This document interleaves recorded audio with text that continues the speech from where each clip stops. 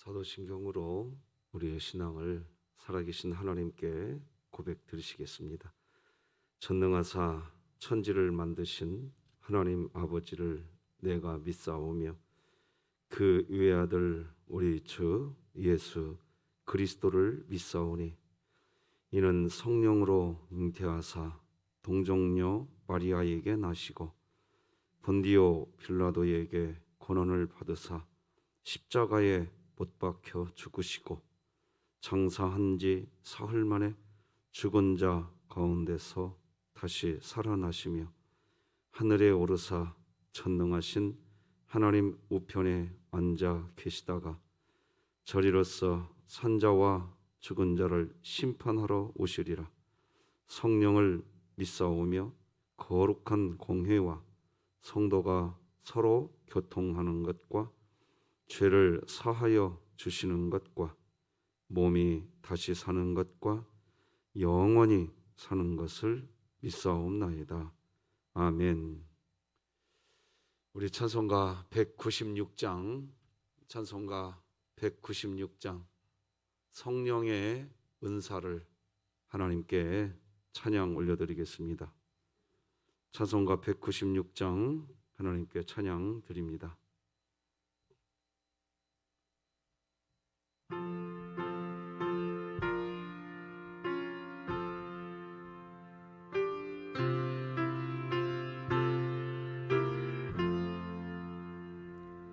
성령의 은사를 나에게 채우사 주님의 사랑 본받아 나 살게 하소서. 성령의 나에게 채우사 정결한 마음 가지고 나 행케 하소서. 성령의 은사를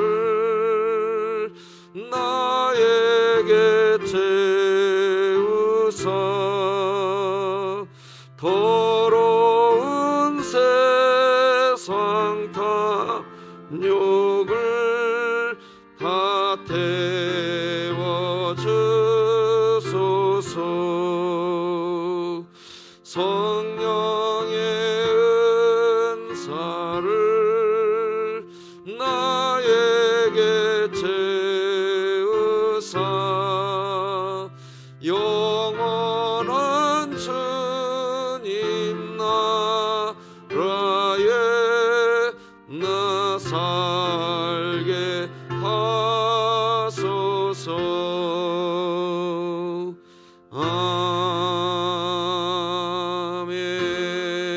아멘. 오늘 함께 나눌 하나님의 말씀은 구약성경 출애굽기 10장 21절에서 마지막 29절까지 말씀 되겠습니다. 출애굽기 10장 21절에서 29절까지 저와 여러분이 한 절씩 교독하시겠습니다. 하나님의 말씀입니다. 여호와께서 모세에게 이르시되 하늘을 향하여 네 손을 내밀어 애굽 땅 위에 흑암이 있게 하라. 곧 더듬을 만한 흑암이리라. 모세가 하늘을 향하여 손을 내밀매 캄캄한 흑암이 3일 동안 애굽 온 땅에 있어서 그동안은 사람들이 서로 볼 수 없으며 자기 처소에서 일어나는 자가 없으되 온 이스라엘 자손들이 거주하는 곳에는 빛이 있었더라. 바로가 모세를 불러서 이르되 너희는 가서 여호와를 섬기되 너희의 양과 소는 머물러 두고 너희 어린 것들은 너희와 함께 갈지니라. 모세가 이르되 왕이라도 우리 하나님 여호와께 드릴 제사와 번제물을 우리에게 주어야 하겠고 우리의 가축도 우리와 함께 가고 한 마리도 남길 수 없으니 이는 우리가 그 중에서 가져다가 우리 하나님 여호와를 섬길 것임이며 또 우리가 거기에 이르기까지는 어떤 것으로 여호와를 섬길는지 알지 못함이니이다 하나 여호와께서 바로의 마음을 완악하게 하셨으므로 그들 보내기를 기뻐하지 아니하고 바로가 모세에게 이르되 너는 나를 떠나가고 스스로 삼가 다시 내 얼굴을 보지 말라 네가 내 얼굴을 보는 날에는 죽으리라. 함께 읽겠습니다. 모세가 이르되 당신이 말씀하신 대로 내가 다시는 당신의 얼굴을 보지 아니하리이다. 아멘.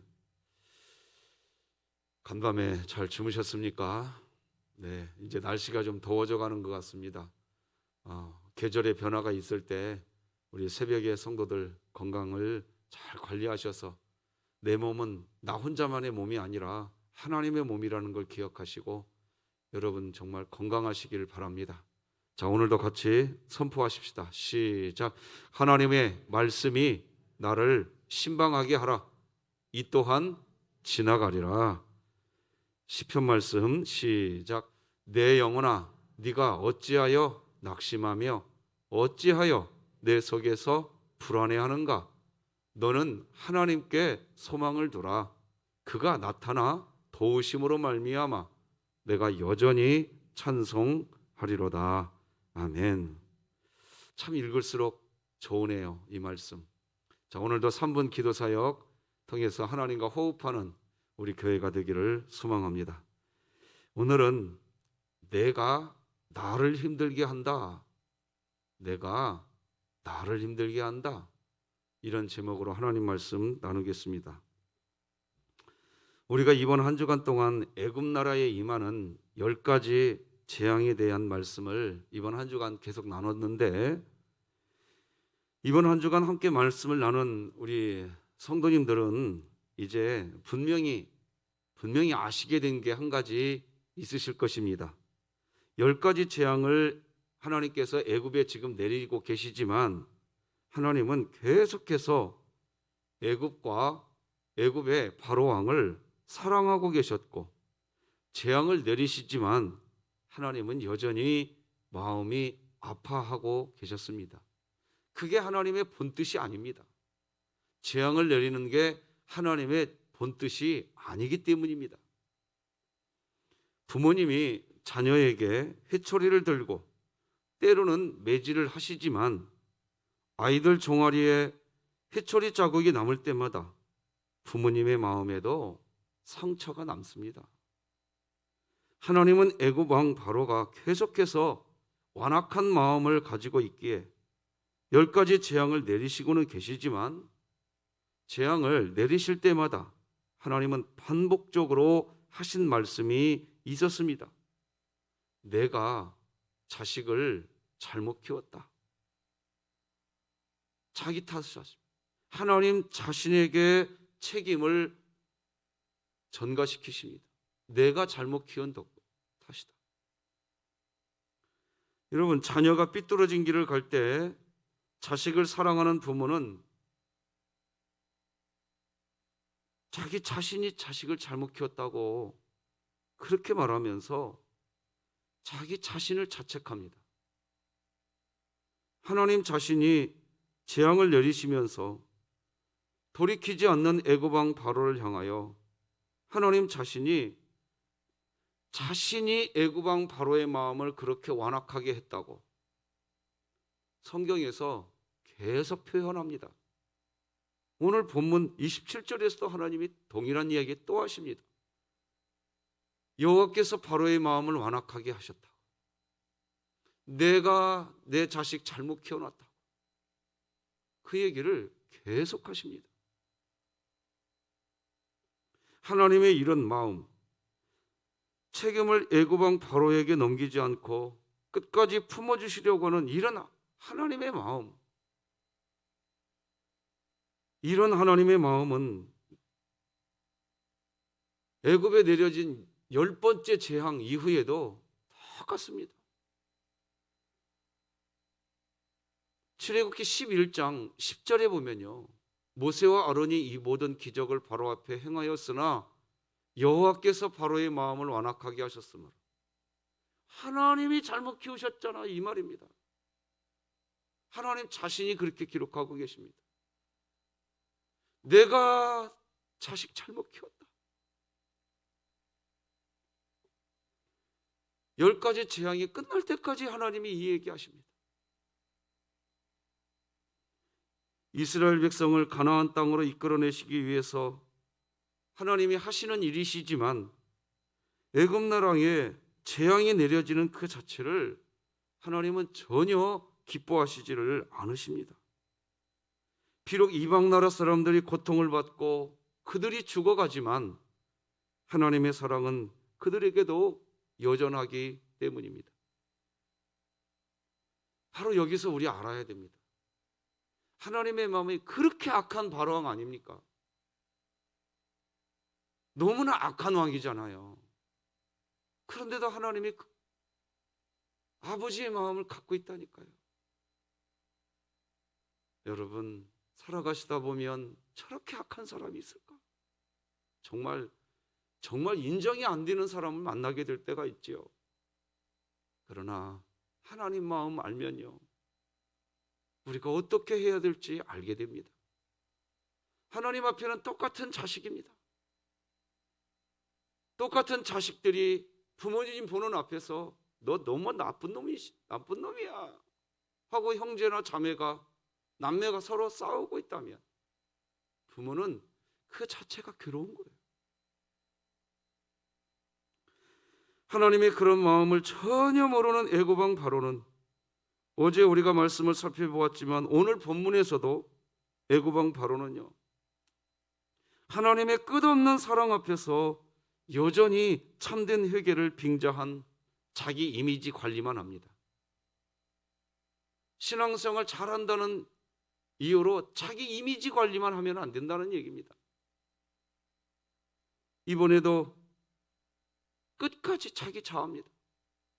이제 어린아이들도, 그래 너희들이 원한다면 너희 자식들도 다 데리고 광야로 나가서 하나님께 제사 드려라, 그건 허락합니다.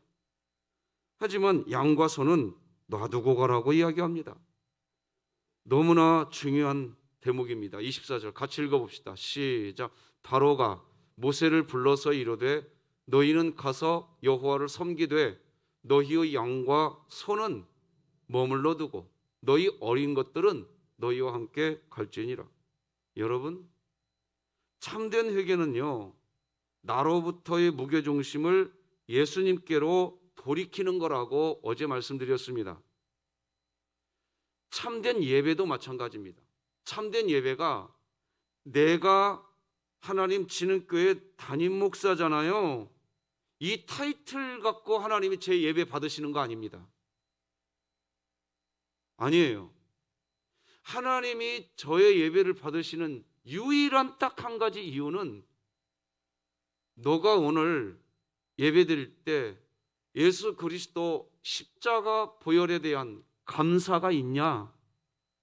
하나님은 그거 하나 보십니다. 여러분들도 지금 이 새벽 예배 드리실 때 그 고백이 있으셨나요? 애굽 왕 바로가 지금 양과 소는 놔두고 가라, 이게 무슨 말이냐? 신약시대 양과 소는 예수 그리스도를 예표합니다. 구약시대 양과 소는 제사 드릴 때 반드시 있어야 할 제물입니다. 제물이 있어야 하나님이 제사를 받으십니다. 여러분 자신도 오늘 이 아침에 한번 스스로 자기 자신에게 질문해 보세요. 사단 마귀가 우리를 끝까지 하나님께 온전한 예배 드리지 못하게 막는 게 뭐냐? 예배당에 와도요, 예수 그리스도의 십자가 보혈에 대한 감사, 그 주님의 그 은혜로 내가 하나님께 예배 드릴 수 있다고 하는 감사, 이거 예배당에, 너 그래 예배당으로 가, 네 자녀들도 데리고 가. 근데 예수 그리스도는 놔두고 가. 오늘 이 새벽도 물어보시면 압니다. 여러분 스스로에게 물어보시면 압니다. 우리가 하나님께 예배드릴 때 그 마음이 없고, 나 지능교회 담임 목사잖아요 하나님, 이 마음으로 예배를 드리니까 교회 와서도 나만 남습니다. 내가 아니, 예배는 뭐냐? 내가 산 재물이 되는 겁니다. 나는 없습니다. 내가 하나님 만날 수 있는 유일한 이유는 예수 그리스도십니다. 할렐루야. 정말 끈질기게 예배 방해합니다.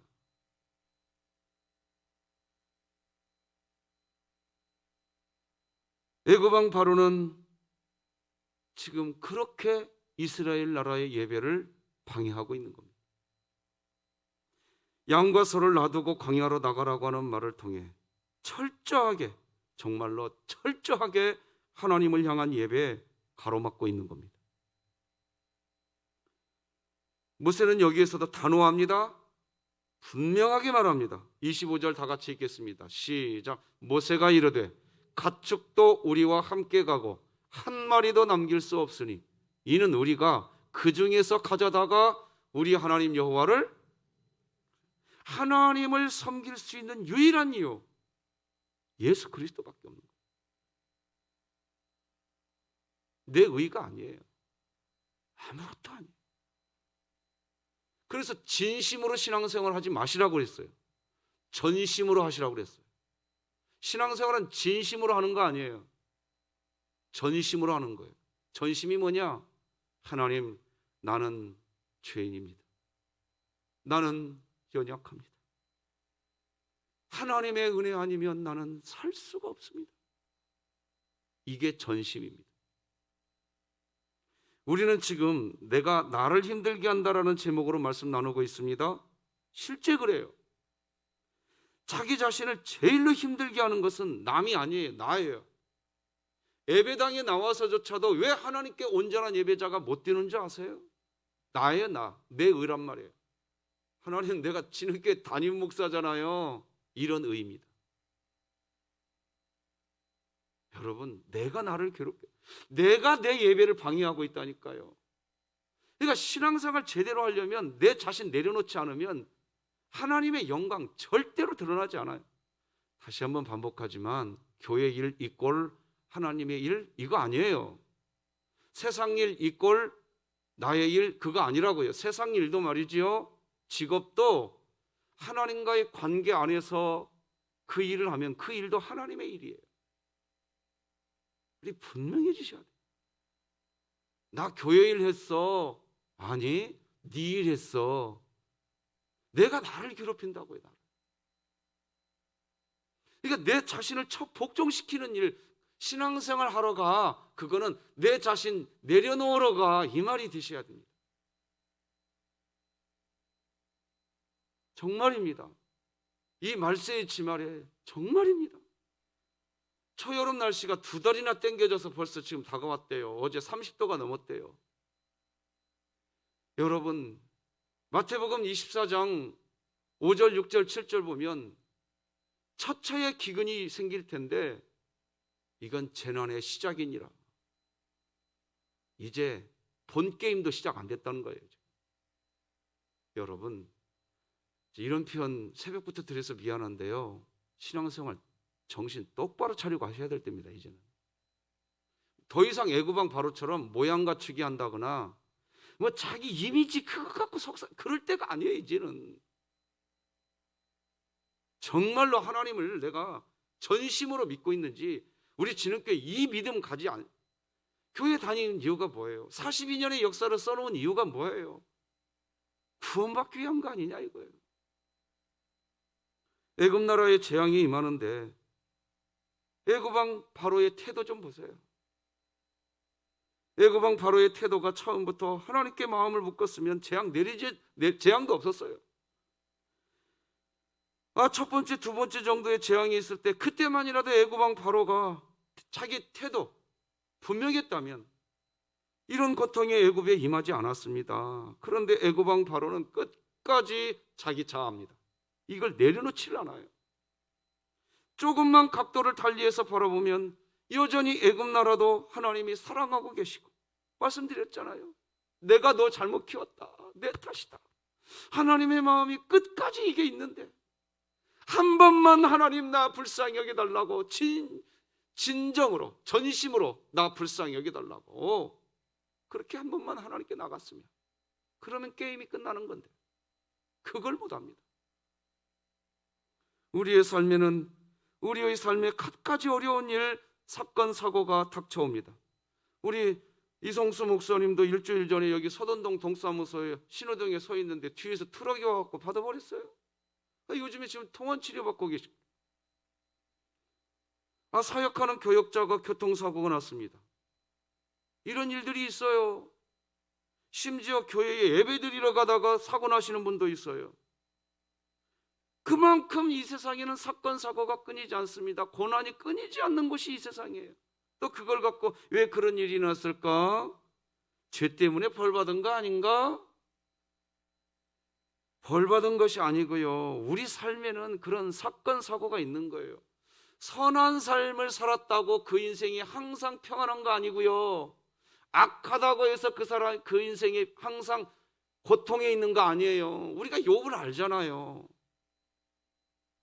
선하게 살아도 고난이 있는 게 이 세상이고요, 악하게 살아도 평안하게 사는 게 이 세상이라고요. 이 세상은 우리의 논리로 이해가 안 되는 곳이에요. 하나님의 뜻이 있는 거예요. 그러므로 그리스도인들은 좋은 일이든 좋지 않은 일이든 그 상황에서 내가 어떻게 하나님께 반응해야 하는지 거기에 신경을 써야 합니다. 실제요, 이건 제 말이 아니고 사회심리학하고 이 뇌과학을 연구하는 학자들이 한 얘기예요. 사람들이 불행하게 살게 되는 이유가 뭐냐? 이 세상에는요, 전체 100% 중에 2에서 5%는 진짜 불행한 일이 있어서 불행한 삶이 산 사람이 있대요. 근데 전체 95%에서 98%는요, 상황을 어떻게 태도로, 그 상황에 어떤 태도로 반응하느냐, 그래서 스스로 자기가 자기를 괴롭힌대요. 이건 제 말이 아니에요. 이건 스스로 알아서 불행한 삶을 살아간대요. 그냥 자기는 불행한 삶 살기로 결정을 해버린대. 여러분, 오늘날 세상은요, 인권이다 이런 이름하에 말이에요, 네 마음대로 해, 네가 하고 싶은 대로 해. 세상은 끊임없이 우리를 유혹하는데 이건 유혹이 아니라 거짓말입니다. 거짓말이에요. 왜? 방금 말씀드렸잖아요. 사회심리학자들이나 뇌과학자들이 그런다니까요. 100% 중에 95% 내지 98%는 상황에 어떤 태도를 취하느냐에 따라 스스로 불행하게 산대요.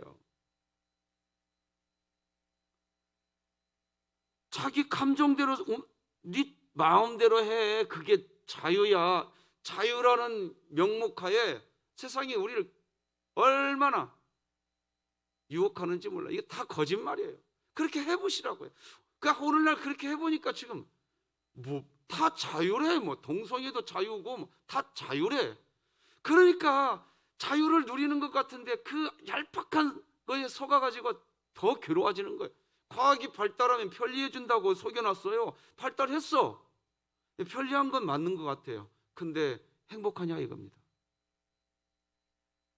오히려 자연인이다라는 프로가 우리나라는 지금 센세이션을 일으키고 있습니다. 시골 땅값, 권사님 시골 땅값 많이 올랐다면서요?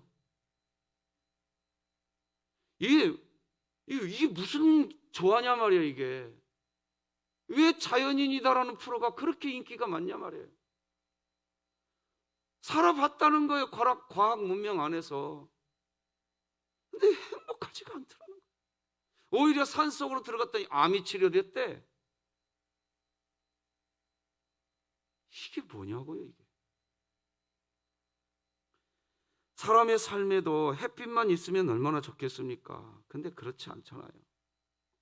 왜 이렇게 내 인생은 불행하게 사느냐고 질문하면 자신의 인생에는 늘 비하고 구름, 바람이 없으면, 그리고 햇빛만 있으면 참 좋겠다, 그렇게 말하십니다. 근데 기억하셔야 돼요. 여러분, 햇빛만 있으면요, 그것은 사막이 됩니다. 세계의 큰 고비 사막, 사하라 사막 가보세요. 그게 왜 사막이 된 줄 아세요? 햇빛만 있으니까 그런 거예요. 그래, 우리 인생에는 비도 내려야 되고요, 바람도 불어야 됩니다.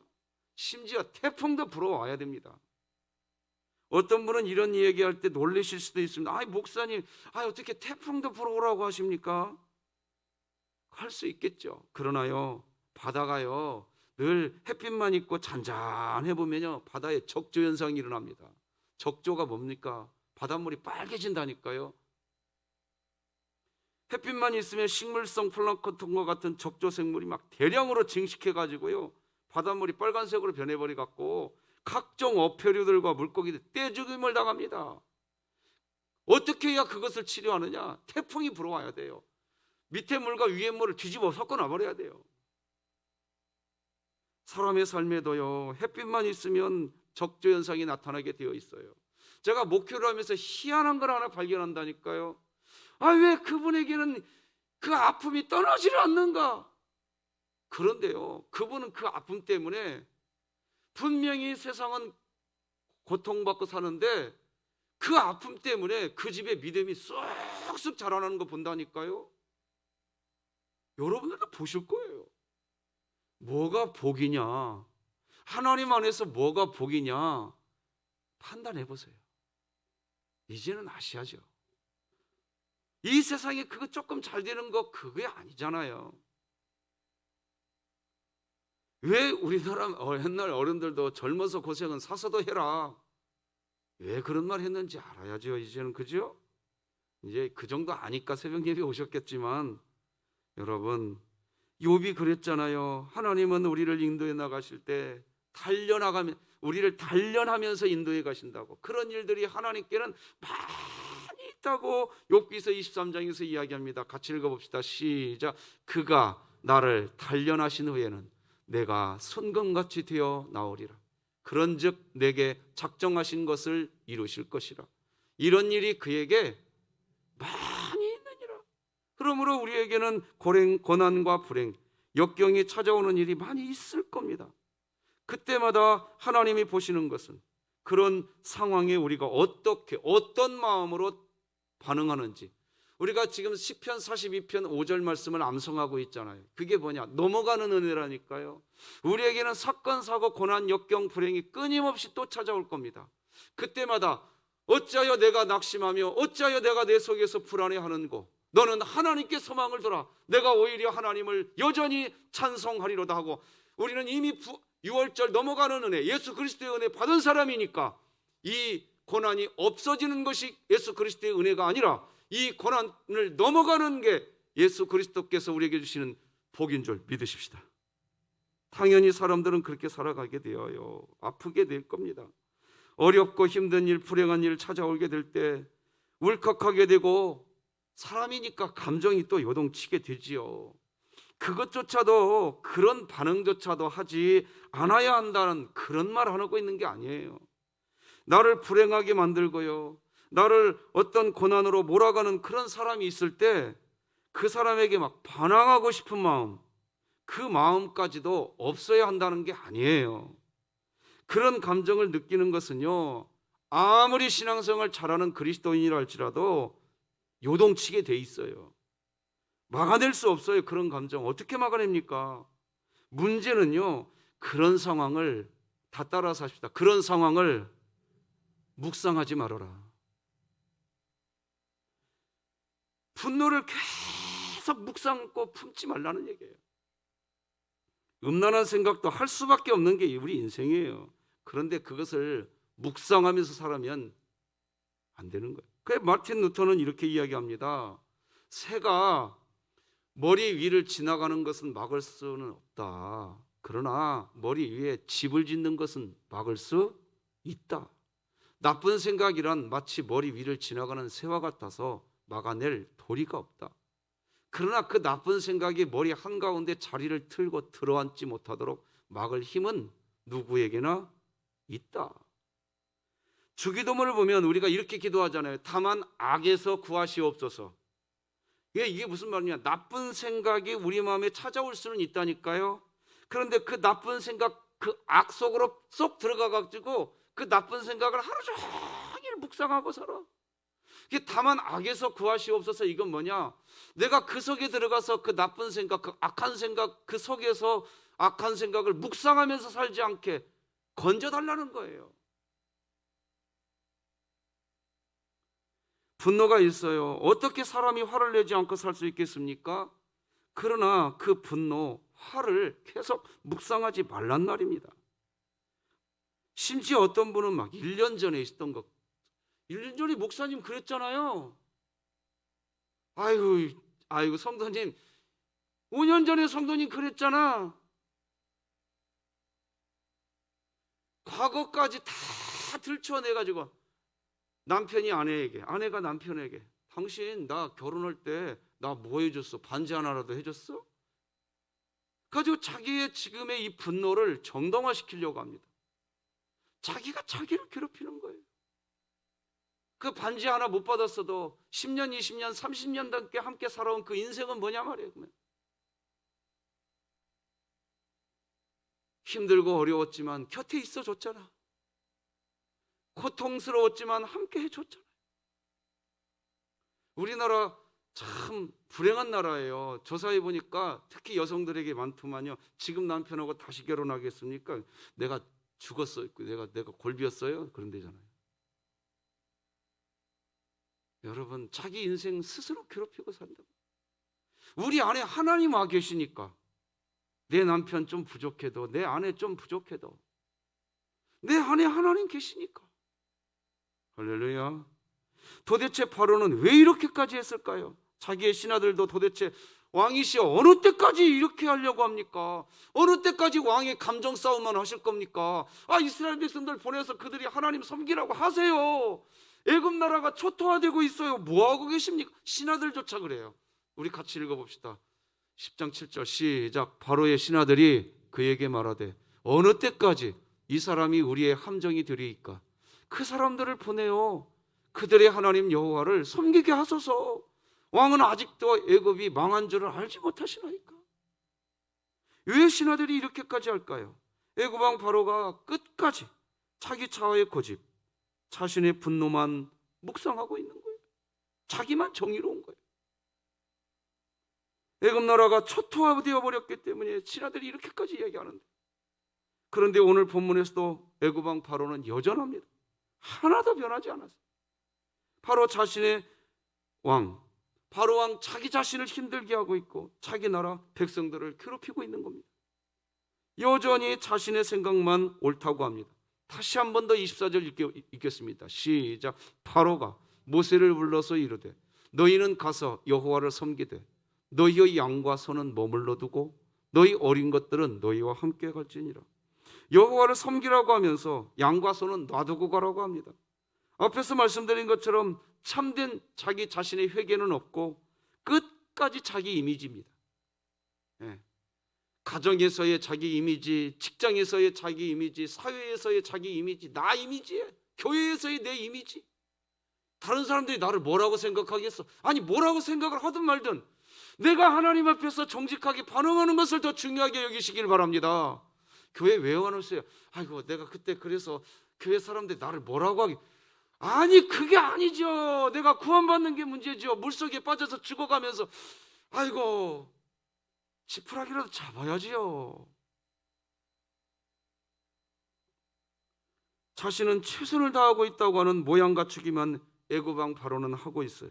그런데 무서운 것은 이 상태가 바로 왕에게요 진심이었다는 겁니다. 이 상태가 진심이었다는 거예요.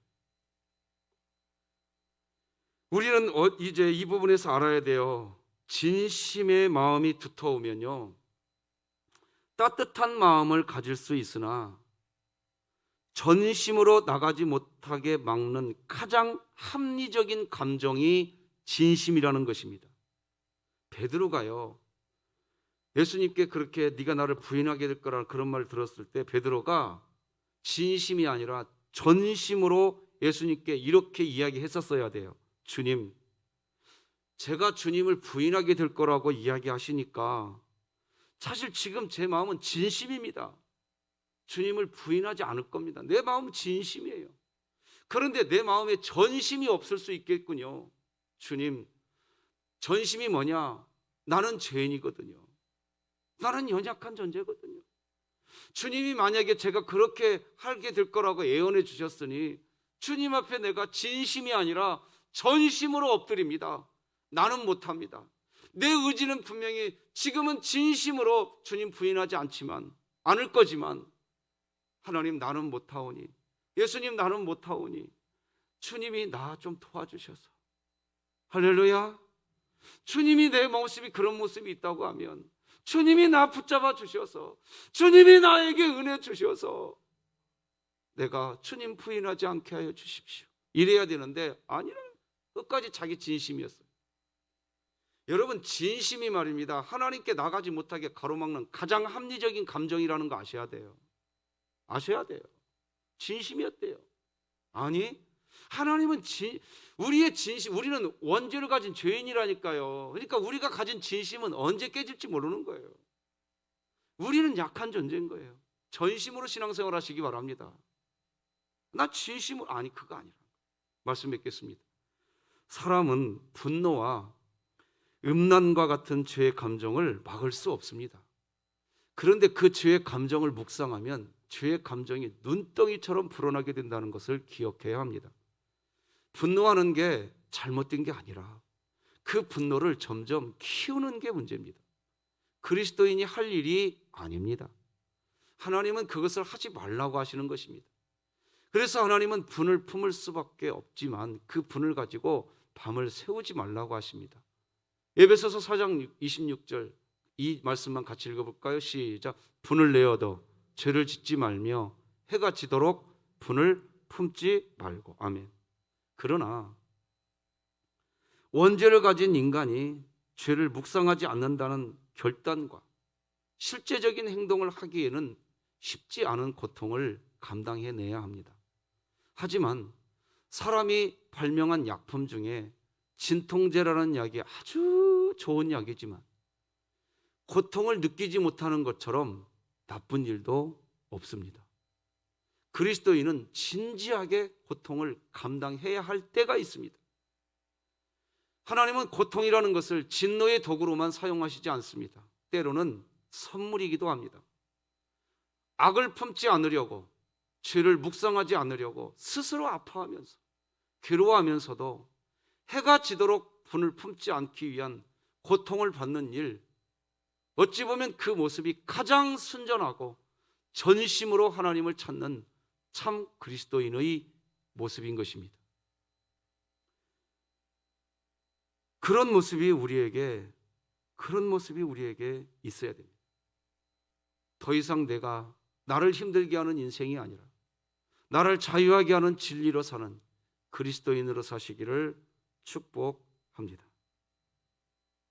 이제 바이블 챌린지 오늘과 내일 모레, 오늘은 세 분입니다. 신동훈 안수 집사님, 김창순 권사님, 홍성은 집사님이시고요. 내일은 신동훈 안수 집사님, 송병순 집사님이십니다. 주일날은 신형경 집사님, 이정숙 집사님이십니다.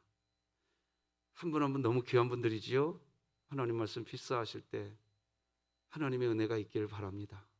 여러분, 이번 한 주도 함께 기도의 자리 같이 해주셔서 고맙습니다.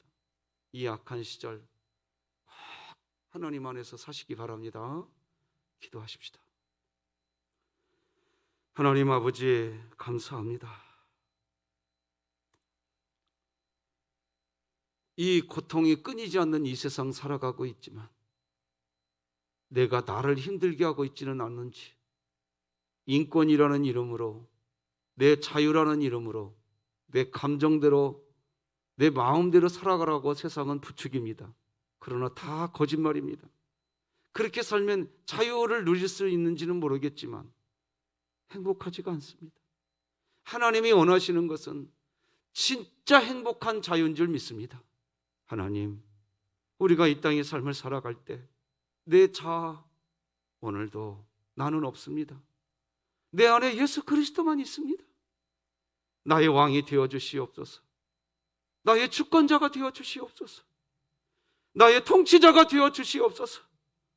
하나님께 나의 모든 것 맡기고, 나는 죄인입니다. 나는 연약합니다. 하나님이 내 사업, 내 직장, 내 가정, 우리 교회, 우리 나라, 하나님이 도와주시옵소서. 하나님이 도와주시옵소서. 그 전심의 마음이 정직하게 우리 안에 있게 하여 주시옵소서. 신동은 안수 집사님, 김창순 권사님, 홍성은 집사님, 송병순 집사님, 신영경 집사님, 이정숙 집사님, 오늘과 내일 모레 하나님 말씀 필사하십니다. 주여, 하나님 말씀에 은혜가 가득하게 하여 주옵소서. 오늘도 새벽을 깨우며 하나님을 아버지라 부르는 귀한 성도들의 삶에 설명할 수 없는 하늘의 평강이 있기를 소망하며 예수님의 이름으로 기도드립니다. 아멘. 하늘에 계신 우리 아버지여, 이름이 거룩히 여김을 받으시오며 나라가 임하시오며 뜻이 하늘에서 이루어진 것 같이 땅에서도 이루어지이다. 오늘 우리에게 일용할 양식을 주시옵고, 우리가 우리에게 죄 지은 자를 사하여 준 것 같이 우리 죄를 사하여 주시옵고, 우리를 시험에 들게 하지 마시옵고 다만 악에서 구하시옵소서. 나라와 권세와 영광이 아버지께 영원히 있사옵나이다. 아멘.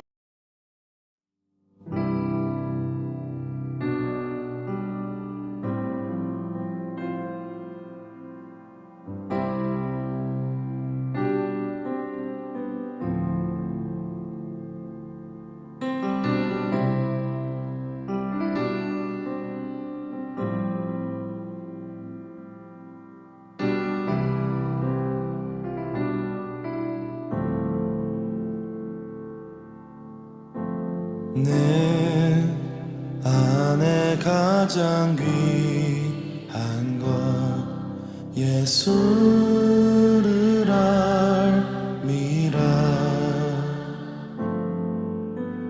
그 은보다 더 귀한 것 예수를 알미라.